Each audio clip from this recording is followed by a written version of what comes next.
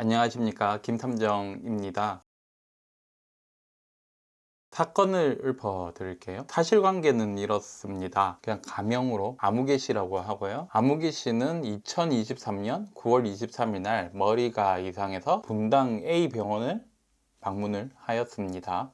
여기서 경막하출혈을 진단받았는데요. 그리고 치료 후에 2023년 9월 29일 퇴원하셨고, 며칠이 지난 후 2023년 10월 6일 다시 이상이 있어서 분당 B의 병원에 응급실로 내원하였습니다. 여기서도 다시 경막하출혈 진단하에 치료를 받으셨고요. 즉 요약하면 뇌에 터진 곳이 다시 터졌다는 것이었죠. 그리고 생명보험회사에 뇌출혈 진단금을 청구하셨습니다. 하지만 보험회사는 청구인의 경막하출혈은 외상성 뇌출혈이기 때문에 보험금을 지급할 수 없다는 입장이었습니다. 다시 말하면 질병을 원인으로 한 뇌출혈은 아니라는 것이죠. 그 근거들을 보면 A 병원 의사는 외상성 뇌출혈이라는 소견이었고요. B 병원 의사는 비외상성 뇌출혈이라는 서로 상반된 소견을 이루고 있었죠. 여기에 대한 보험회사의 의료자문 회신 소견은 경막하 혈종의 발생 원인은 대부분 외상에 의하여 발생한다는 점과 경미한 외상으로도 경막하 혈종이 발생하는 경우가 드물지 않다는 점, 그리고 피감정인은 60세 이상의 고령의 환자로 CT 등 검사에서 자발성 뇌출혈을 일으킬 만한 질병의 이상이 보이지 않는 점 등을 볼 때 외상성 뇌출혈로 판단한다는 감정 결과였습니다. 다시 동일한 내용으로 2차 의료 자문을 실시하였고요. 그 결과가 역시 동일하게 나왔고요. 이를 근거로 보험회사의 최종 판단은 외상성 뇌출혈이란 결론을 짓고 지급을 거절하였습니다. 의료 자문은 존중되어야 하지만 보험 실무상 어떤 내용을 어떻게 질의하고 답변받는지에 따라서 그 결과는 달라지게 되는데요. 이러한 이유로 여러 실무자들이 보험회사의 의료 자문을 하도록 쉽게 동의해주면 안 된다고 말하는 것이 그것이죠. 어느 정도 수긍할 수 있습니다. 이제 이러한 상황에서 제가 한번 풀어보도록 하겠습니다. 우선 보험 담보상 뇌출혈 진단금,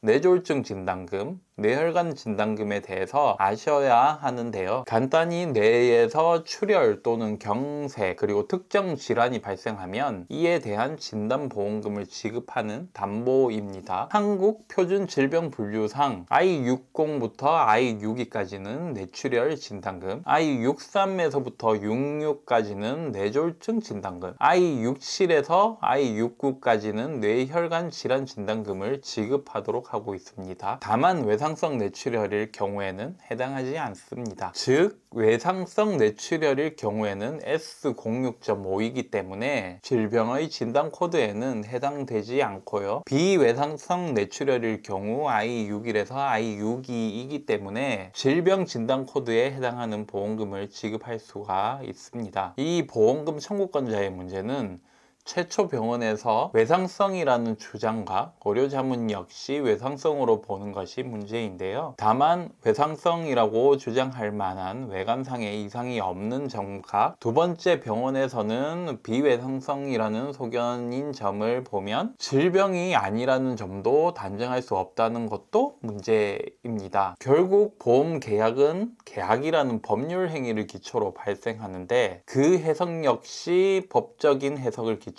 판단해야 하고요. 의학적인 자연과학적 해석으로 명백해야 하는 것이 아니라 법적, 사회과학적 인과관계에 대한 해석이 가능하다면 충분하다고 보아야 할 것입니다. 다시 말해서 의료 자문을 했다고 다 끝난 것은 아니란 말이죠. 자문 결과를 가지고 다시 법률적 해석을 해야 되는데요.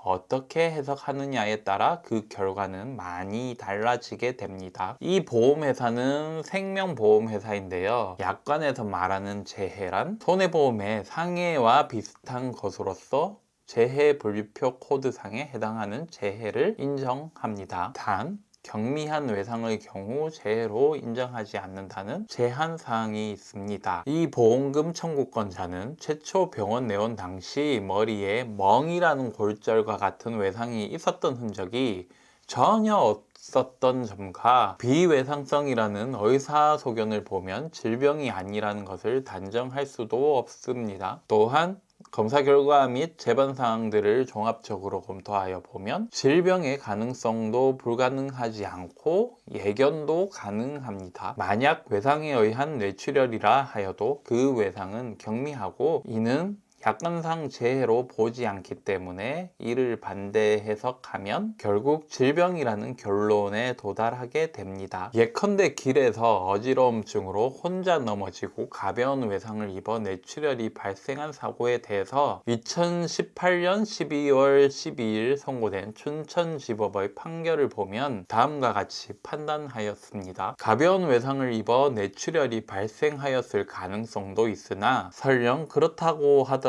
망인의 머리에 아무런 외상의 흔적도 없을 정도로 그 충격이 크지 않다고 판단되고, 망인의 사망 원인을 외인사로 보는 가장 중요한 근거는 망인에게 멍의 흔적이 많았고 경막하출혈 자체가 대개 외상성이라는 것 때문인데, 앞에서 본 것처럼 멍 외에는 외상의 흔적이 전혀 없고 멍 또한 외상의 흔적이라고 단정할 근거도 없는 데다가 직접 사인 또한 사망 원인이 아니고, 게다가 비외상성 경막하출혈도 의학적으로 불가능하지 않고 망인의 치료를 담당한 주치의나 서울대학교 의과대학 법의학 교실의 감정인은 이 사건의 경우 비외상성 경막하출혈의 가능성이 높다는 취지로 판단한 바, 이러한 사정들을 고려하면 비록 망인의 사망에 일부 외인적 요인이 관여하였을지라도 주된 사망의 원인은 질병인 뇌출혈로 인한 것이라고 봄이 타당하다고 판시한 바 있습니다. 즉 발병에 외적인 요인이 있어도 주된 요인이 아니고 비외상적인 요인을 배제할 수 없는 한 질병으로 볼 수 있고요. 반대로 비외상적 요인이 주된 요인이 아니고 외상적 요인을 배제할 수 없다거나 외상적 요인이 명백하고 질병의 요인이 경미하다면 외상에 의한 발병으로 볼 수 있다고 해석할 수 있습니다. 또한 이러한 해석에도 관찰 방법에 따라 외적 요인과 비외상적 요인이 명백하지 않아 그 끝에 도달을 하지 못한다면 약관규제법 제5조 2항에 근거하여 고객에게 유리하게 해석되어져야 하는 것이 동보험의 해석 방법이고요. 결국 이 사건은 질병으로 인한 뇌출혈이 된다는 결론으로 기결되어집니다. 즉 전체적으로 요약하자면 경미한 외상이니까 반대로 질병이 주된 요인이라는 것이죠. 끝으로 결국 생명보험회사가 단순히 자연적 해석에 따라 이 사건을 외상에 의한 뇌출혈로 판단한다는 것은